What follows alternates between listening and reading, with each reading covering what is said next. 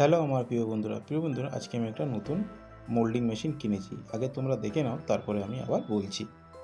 তো আজকে আমরা একটা আমাদের নতুন মেশিন নেওয়া হচ্ছে, আমাদের দাদা দিচ্ছে। তো দাদা একটু সামনে চলে আসো, কী কী আছে দেখি ভিতরে। কী কী আছে দাদা?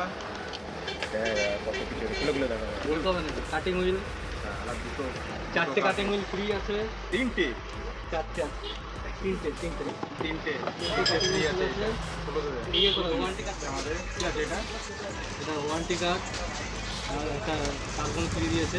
কার্বন দিয়েছে। চলো হয়ে গেল, এবার চালিয়ে দেখো, চালিয়ে।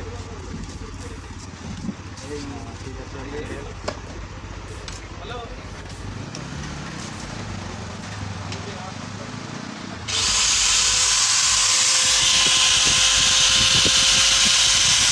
চলো ঠিক আছে, দেখুন চালিয়ে দেখি এবার আমি চালিয়ে দেখছি। হ্যাঁ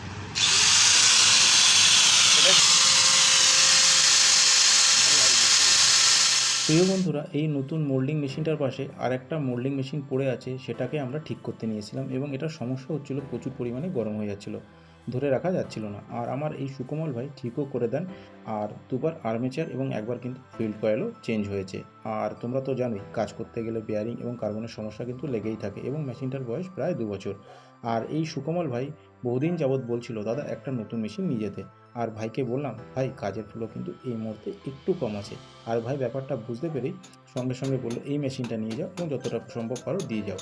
তাই সুকোমল ভাইকে মনে মনে ধন্যবাদ জানিয়ে টোটাল অ্যামাউন্টের 57% দিয়ে নিয়ে আসি এবং বাদবাকিটা বলি এই মাসেই দিয়ে দেবো। আর আমার রবি ভাই কাজ করে বললো যে মেশিনটা ভালো হয়েছে।